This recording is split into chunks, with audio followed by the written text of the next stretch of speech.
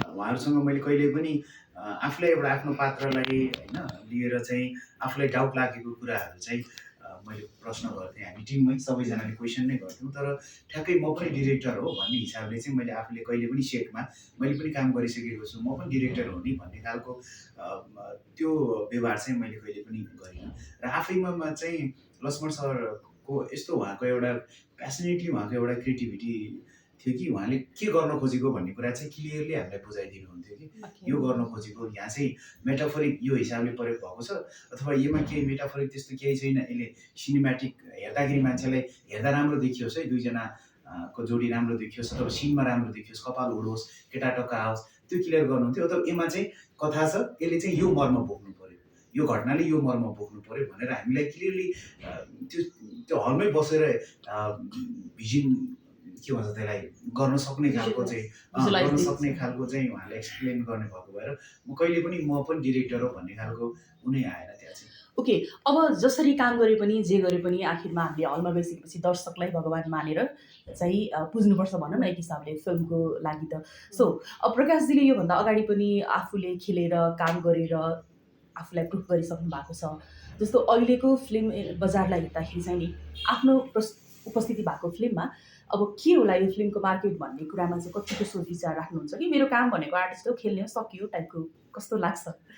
अनि भन्न चाहिँ त्यो पनि भन्न मिल्छ कि हामीले त एउटा चलचित्रको एउटा सानो अंश निभाएका हौँ होइन, र हामीले त जति सक्दो सेटमा त्यो क्यारेक्टरलाई न्याय गर्ने हिसाबले काम गरेका हौँ। र त्यही हाम्रो कामले नै हाम्रो भविष्य निर्धारण गर्ने हो कि व्यावसायिक रूपमा मात्रै नभएर म चाहिँ केमा पनि विश्वास गर्छु भने जस्तो सृजनाजीले, सुहानाजीले, मैले एज एन एक्टर हामीले आफ्नो क्यारेक्टर पर्फेक्टली निभाएका छौँ भने हाम्रो भविष्यको हामीलाई पिर हुँदैन क्या। किनभने अरू मेकरहरूले, अरू कथाहरूले चाहिँ पनि हामीलाई खोज्न सक्छ होइन।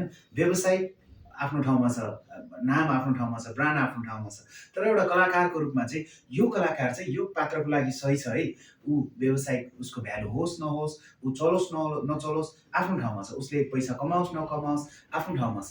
तर एउटा क्यारेक्टरको रूपमा, एउटा पात्रको रूपमा, एउटा कलाकारको रूपमा, एउटा अभिनेताको रूपमा अथवा अभिनेत्रीको रूपमा चाहिँ हामी अर्को कुनै कथामा फिट हुन्छौँ र त्यही इन्डस्ट्रीमा काम गरिरहेका छौँ भने हामीले काम पाइ नै रहन्छौँ। मलाई लाग्छ त्यो त्यस्तो धेरै चिन्ताको विषय होइन। तर समग्रतामा चाहिँ तपाईँको एउटा राम्रो फिल्म चल्यो, व्यावसायिक रूपमा सफल भयो भने न सुशील पोखरेलले अर्को फिल्म बनाउनु हुने हो होइन। त्यो राम्रो फिल्महरू बन्दै गयो, यस्ता कथाहरू पनि बिकिरह्यो, दर्शकहरू हलसम्म आउनु भयो भने न नेपालको फिल्म इन्डस्ट्री अगाडि बढ्ने हो होइन।